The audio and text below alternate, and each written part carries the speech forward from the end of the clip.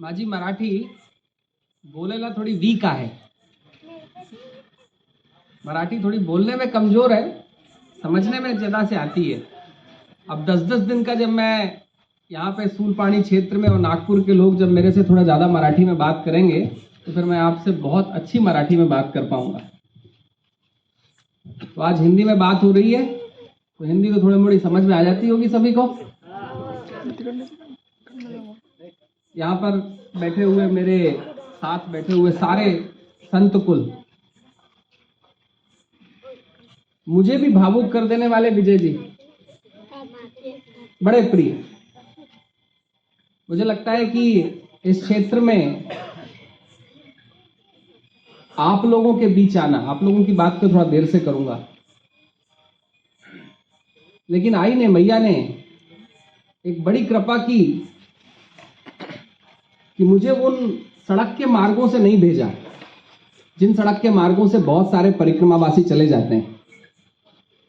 मैया की बड़ी कृपा रही कि उसने एक प्रेरणा दी, उसने एक आदेश दिया कि जाओगे तो जंगल से जाओगे, जाओगे तो सूलपाणेश्वर से जाओगे.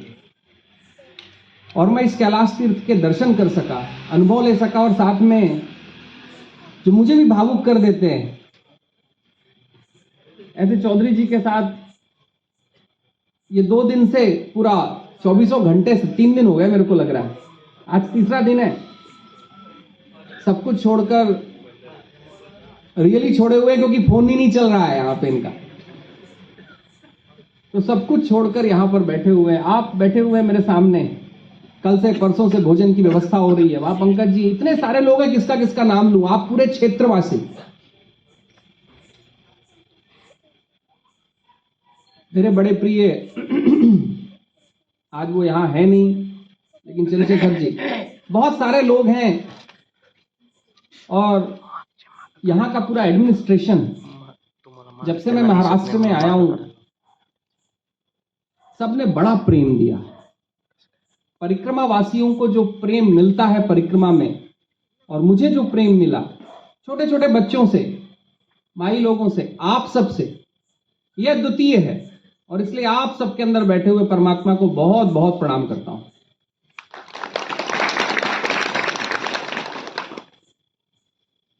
मैं लगातार जब से मध्य प्रदेश की सीमा को छोड़कर झटकर नदी जब मैं पार करके महाराष्ट्र की सूलपाणेश्वर झाड़ियों में आया, जो लोग यहां पर बहुत सारे परिक्रमावासी भी होंगे, पीछे लोग जो संत कुल के बैठे हुए हैं, कि होता यह है कि कहीं ओंकारेश्वर से ही जब लोग परिक्रमा उठाते हैं, हिंदी में कहते हैं परिक्रमा उठाना, परिक्रमा करना नहीं, परिक्रमा उठाना. जब परिक्रमा का आरंभ करते हैं ओंकारेश्वर से, कुछ लोग अमरकंटक से करते हैं, जहां से भी करते हैं, मैं तो इन सब के कुल में बहुत युवा हूं, तो अक्सर कहा जाता है कि एक काम करना ना, सूलपानी में बहुत झंझटें होती हैं, आप वो 150 किलोमीटर रोड से चले जाइएगा. बहुत जगह कहा जाता है कि सूलपानियों में ये तकलीफें होंगी, ऐसी ऐसी परेशानी होंगी. आप सूलपानियों की झाड़ियों से जाएंगे तो कहीं भोजन नहीं मिलेगा, कहीं आराम नहीं मिलेगा, कहीं पानी नहीं मिलेगा. घटनाएं तो बहुत सारी बताती जाती हैं. जो लोग अभी मुझे लाइव सुन रहे होंगे और जो आप लोगों के द्वारा मुझे सुनेंगे, मैं कहना चाहता हूं कि जिन लोगों ने सूलपाणेश्वर की इन महत्वपूर्ण पहाड़ियों से, इन दिव्य पहाड़ियों से, जहां शिव और पार्वती जी ने संवाद किया है, जहां पर मैया पार्वती और भगवान शिव ने बैठकर कहीं पर संवाद किए होंगे, अपने पुत्रों से बात की होगी, अगर इन पहाड़ियों और इन सूलपाणेश्वर की झाड़ियों को छोड़कर जो परिक्रमा करते हैं, मुझे लगता है उनकी परिक्रमा कभी पूर्ण हो नहीं पाती होगी. क्योंकि सूलपाणेश्वर की वो महान झाड़ियां, जहां पर कहीं शिव शंकर बैठे, कहीं विराजे, और यहां विराजने के बाद जब कहीं वो सूलपाणेश्वर गए थे, जहां पर उन्होंने अपने त्रिशूल को साफ किया था, तो यही वो क्षेत्र है जहां से होते हुए वो गए थे. ये आपका धड़गांव, कहीं सावरिया दीगर, कहीं भवाना, कहीं भामरी, और भामरी के नीचे जहां झटकर नदी हम पार करते हैं, ये वो क्षेत्र है जिसे मैं भारत का पुनः प्रस्तुत होने वाला सूलपाणेश्वर कैलाश कहता हूं.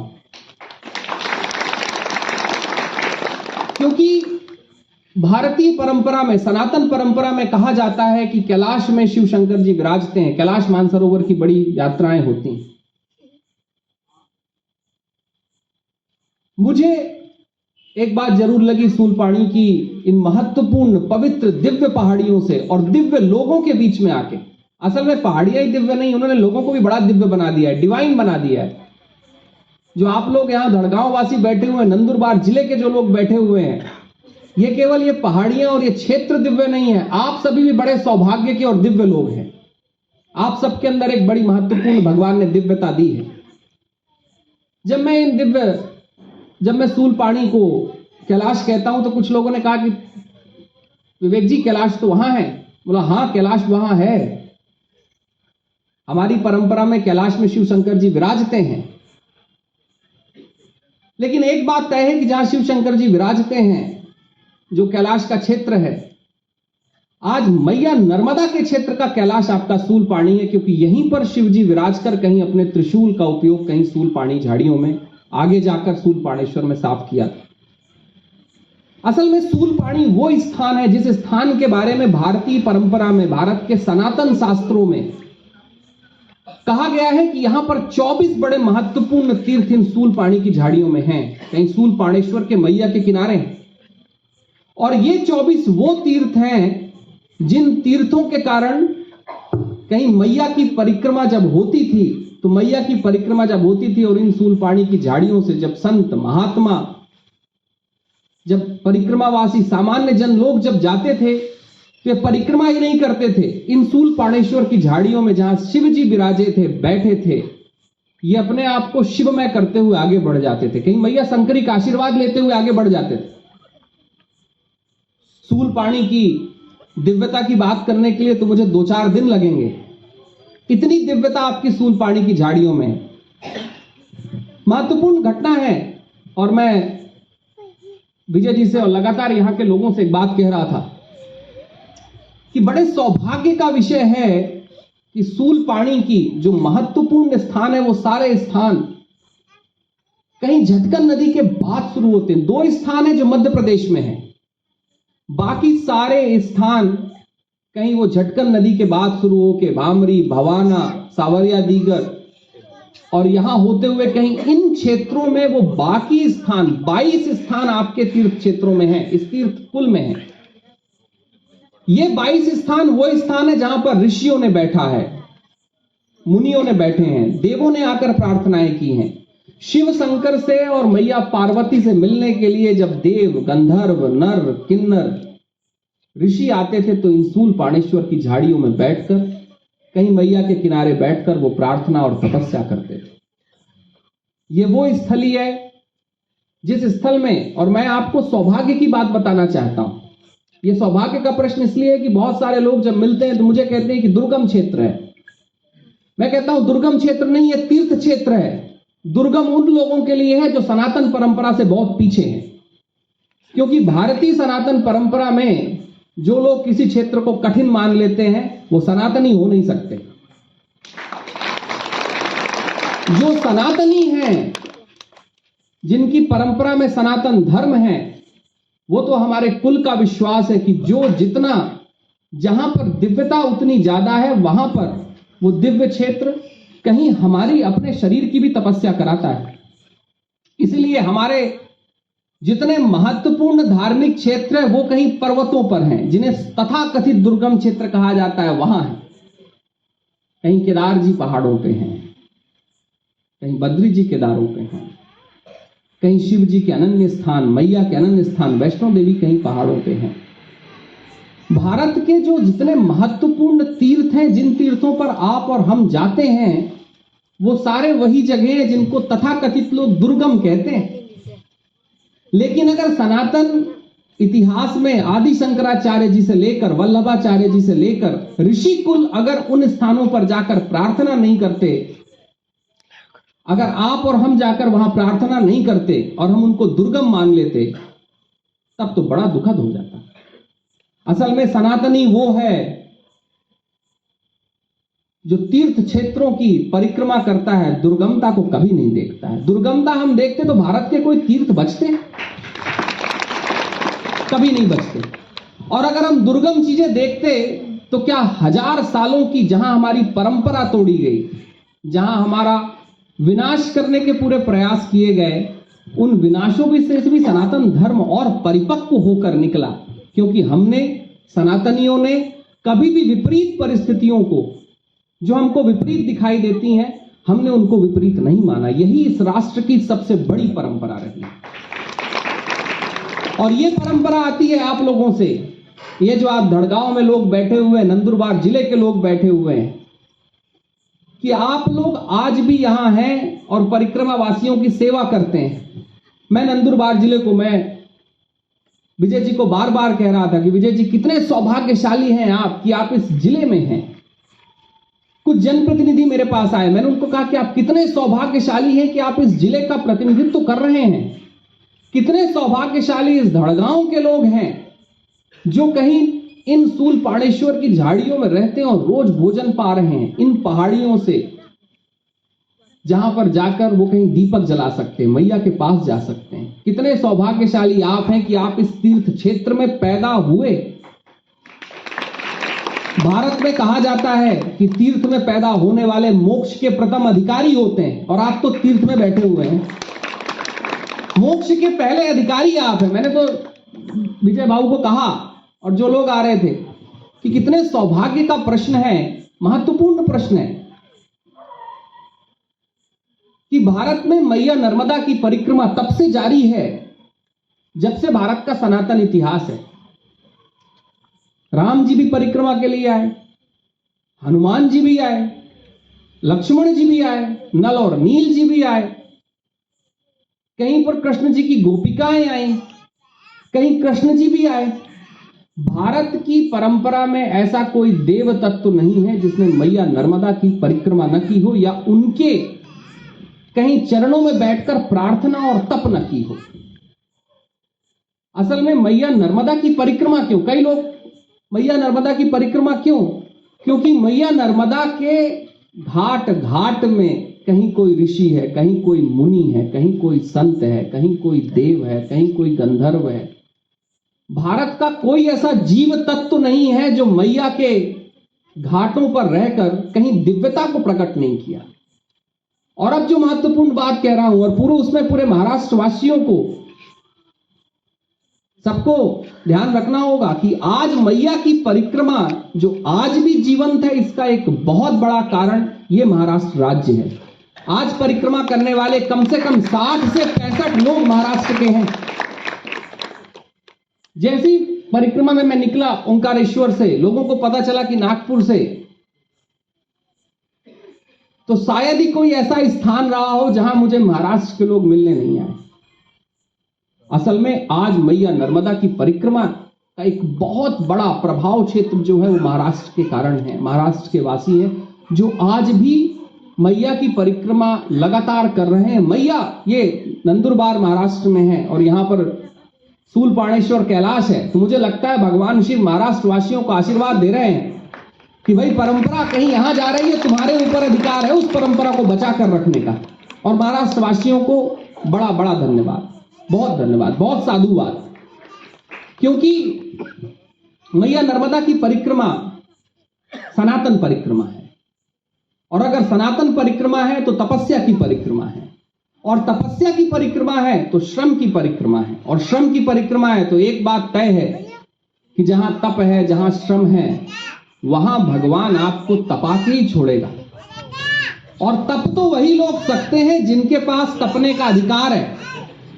और जिस राज्य में नंदुरबार है और जहां सूलपाणेश्वर के कैलाश हैं, वो लोग तपने में अपनी पूरी संभावना रखते हैं। ऐसे तपने वाले पूरे महाराष्ट्र वासियों को मेरा बहुत बहुत साधुवाद और बहुत बहुत धन्यवाद कि उन्होंने परंपरा के, इस सनातन परंपरा के विकट भविष्य को आज भी जीवंत रखा हुआ है, जीवित रखा हुआ है। मैं थोड़ी सी बात सूलपाणेश्वर कैलाश के ऊपर जरूर कहूं, क्योंकि अभी एक मेरे पास कुछ लोग दोपहर में थे, उन्होंने एक शब्द किया कि बड़ा पिछड़ा हुआ क्षेत्र है, और मुझे दुख हुआ इस बात का कि उन्होंने कहा पिछड़ा हुआ क्षेत्र है। हो सकता है कि हमें ऐसा लगे कि हम बहुत पिछड़े हुए हैं, कहीं पर कुछ बातें हो सकती जिनमें हमको लगे कि हम थोड़ा समाज से पीछे हैं। मुझे एक बात लगी कि जो लोग कहीं ईश्वर की परंपरा के हिस्से होते हैं, जो लोग कहीं भगवान के इतने पास होते हैं, जो लोग इतने दिव्य होते हैं, उनमें हो सकता है कि कहीं पर आज की सभ्यता के अनुसार का जो द्रव्यवाद है, अंग्रेजी में अगर कहूं तो मटेरियलिज्म, जहां पर हम सामान जोड़ते रहते हैं, जरूरत नहीं है फिर भी सामान रखते रहते हैं। बड़े बड़े घर इसलिए नहीं बनते कि हमको बड़े घरों की आवश्यकता है, बड़े घर अब समाज में इसलिए बनते हैं क्योंकि किसी घर को हमको छोटा करना होता है। मुझे लगा सूलपाणेश्वर क्षेत्र में वो लोग हैं जिनके पास शायद ऐसा ना हो कि कोई बड़ी बड़ी जहाजें हो, बड़ी बड़ी कारें हो, बहुत बहुत कुछ हो, लेकिन एक बात मेरे को देखने में आई इस पूरे क्षेत्र में कि लोगों के पास अगर 2 चम्मच चीनी भी है तो वो 50 लोगों को चाय पिलाने में सक्षम है। ये वो लोग हैं जिनके पास कुछ भी नहीं है, जिसको हम तथाकथित कहते हैं कुछ नहीं, लेकिन देखिए कितना कुछ है। मैं जब बड़े घरों से निकलता हूं और सामने से निकलता हूं, बच्चों को देखता हूं तो बच्चे कहीं बिजी होते हैं अपने सेल फोन्स में, और जब मैं सूलपाणेश्वर क्षेत्र में प्रवेश करता हूं, बच्चे देख रहे हो तो दूर से कहते हैं नर्मदे हर। मुझे लगता है ये संस्कार और संस्कृति है, ये हमारे गांव हैं जिनके कारण आज भी मैया की परिक्रमा करने वाले संत महात्मा जब निकलते हैं और अगर वो भूल जाएं कि वो परिक्रमा में हैं तो ये छोटे छोटे बच्चे याद दिला देते हैं, बाबा नर्मदे हर। किसी ने मुझसे कहा कि पिछड़ा हुआ क्षेत्र, मैंने उनको कहा कि नहीं, आपकी परिभाषा गलत है। हो सकता है कि जो सुविधाएं आपके पास है वो सुविधा हम वहां तक पहुंचा नहीं पाए। सरकारें कोशिश कर रही हैं। मध्य प्रदेश के क्षेत्र में तो जो हुआ दिखा, मुझे यहां दिखा कि गांव गांव में कहीं आज सोलर पैनल आ चुके हैं, लोगों के यहां सोलर पैनल लगे हुए हैं। मैं जब खुद भामरी में था, जहां पर स्वयं चौधरी साहब नहीं पहुंच पाए, उस गांव में भी सोलर पंप लगा हुआ था। मुझे लगा कि कोई प्रयत्न किया जा रहा है। प्रयत्न में हो सकता है जब हम प्रयत्न करते हैं कहीं कोई थोड़ी मोड़ी कमी रह जाती है, रहना स्वाभाविक है, लेकिन अगर हम इन कमियों के कारण इन क्षेत्रवासियों को पिछड़ा बना देंगे तो हम एक दुर्भाग्य पैदा कर रहे हैं। ये पिछड़ा जगत नहीं है, ये वो जगत है जिसने दान की परंपरा को कहीं संत कुल तक पहुंचाया है। जो 2 चम्मच कहीं शक्कर में 50 संतों को अगर चाय पिला सकते हैं तो वो 1 मटके घी में पूरे गांव को भोजन भी करा सकते हैं, और करा रहे हैं। आज इस धड़गांव में करा रहे हैं, पीछे सावरिया दीगर में करा रहे हैं, पीछे के पीछे गांव में करा रहे हैं। भाई जब मैं मध्य प्रदेश से निकला तो बड़े बड़े शहर थे, उन बड़े बड़े शहरों में बड़े बड़े भोजन थे चौधरी जी, बड़े बड़े पकवान थे, सब कुछ था वहां, सब कुछ था, सब कुछ हो रहा था। क्योंकि वहां सब कुछ था। जब मैं इन जंगलों के बीच पहुंचा और जहां तक विजय जी को भी पहुंचने में लेट हुआ, उस गांव में भी किसी ने अपना पूरा घर खाली कर दिया।